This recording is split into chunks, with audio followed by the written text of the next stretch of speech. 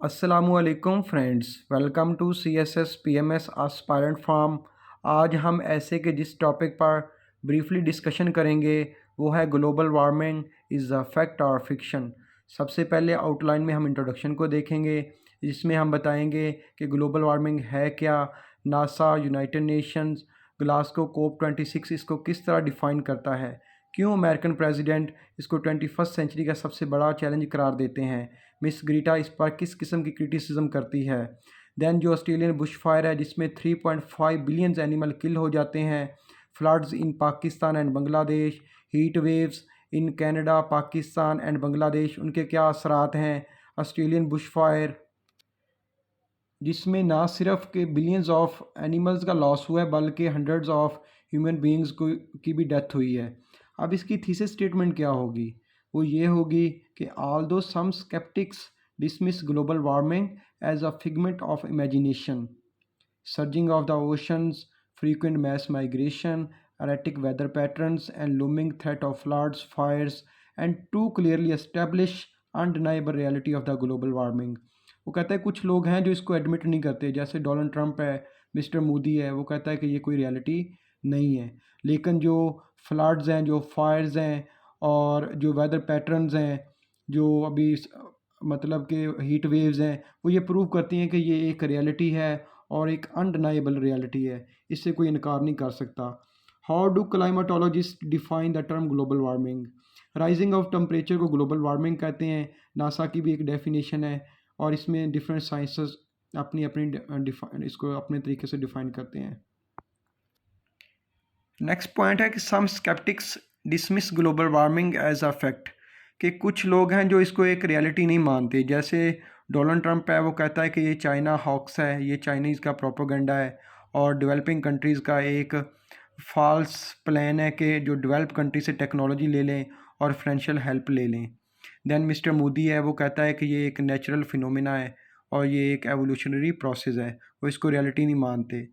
Then जो हमारा main point है कि substantial evidence proves that global warming is a reality, कि ग्लोबल वार्मिंग क्यों रियलिटी है। सर्जिंग ओशन लेवल, कि ओशन लेवल इतना राइज हो रहा है कि बांग्लादेश, मालदीव्स, इंडोनेशिया कि ये कंट्रीज़ का डूब जाने का ख़तरा है, कि ये 21st सेंचुरी तक ख़त्म हो जाएंगे, इसके एंड होने तक।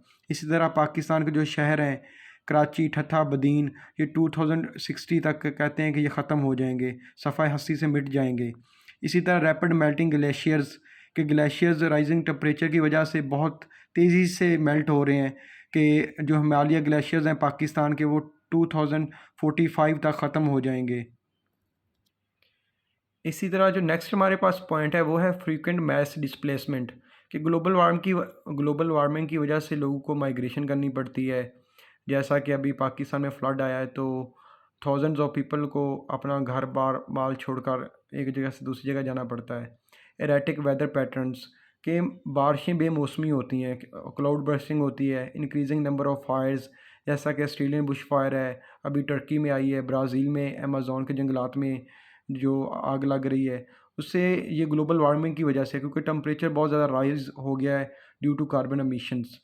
Looming threat of food and water scarcity, global warming की वजह से जो पैटर्न एग्रीकल्चर का वो सारा डिस्टर्ब हो गया है, मॉइस्चर बढ़ गई है, टेम्परेचर की जो वो लेवल ज़्यादा बढ़ गया है। पाकिस्तान में कोई 60 ईयर्स के बाद मार्च में इतना ज़्यादा टेम्परेचर बढ़ा है, जिसकी वजह से वीट की जो मतलब यील्ड है वो कम हुई है, इससे फूड स्कार्सिटी बहुत ज़्यादा होगी। लॉस ऑफ बायोडिवर्सिटी है, क्योंकि इकोसिस्टम डिस्टर्ब हो रहा है, food chain, food web disturb हो रही है, इससे जो एनिमल्स हैं, जो स्पीशीज़ हैं, उनका एक्सटिंक्ट ना पैदा होने का ख़तरा है। Certain factors are triggering global warming, कौन से फैक्टर हैं जो ग्लोबल वार्मिंग को बढ़ा रहे हैं, प्रमोट कर रहे हैं? मैसिव इंडस्ट्रियलाइजेशन है, अनप्लान्ड अर्बनाइजेशन है और पॉपुलेशन ग्रोथ है, रूथलेस डिफॉरेस्टेशन है, unbinding nature of treaties and financial issues हैं, कि इंडस्ट्री बहुत ज़्यादा लग रही है, कोई प्लानिंग नहीं है कि पॉपुलेशन को कैसे कंट्रोल करना है। जो शहर हैं वो उनमें कोई प्लानिंग नहीं है कि किस तरह इनको वर्टिकल लेके जाना है या हॉरिजेंटल लेके जाना है। डिफॉरेस्टेशन बहुत ज़्यादा बढ़ गई है, ये एक माफिया ही है सारा। और जो इस पे एग्रीमेंट्स हैं, जो ट्रीटीज़ हैं, वो बाइंडिंग नेचर के नहीं हैं, जिसकी मर्ज़ी वो फॉलो कर लेता है, जो जब चाहता है वो छोड़ देता है, जैसा कि ट्रंप ने पेरिस पीस एग्रीमेंट से निकल गया था। अब इसको हम इसके सॉल्यूशंस क्या हैं, कि अभी तक क्या स्टेप्स लिए हैं? Has the world taken any initiative to address the issue?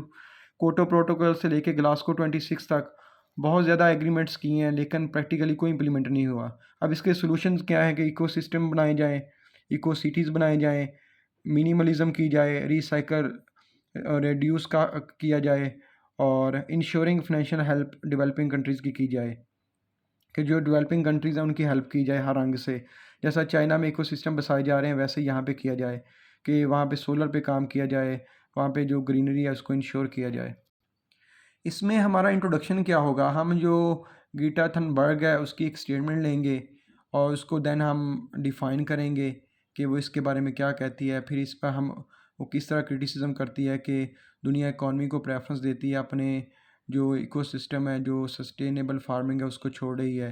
Then हम देखेंगे कार्बन एमिशन कहाँ पे पहुंच गया है, चाइना अमेरिका का रोल क्या है।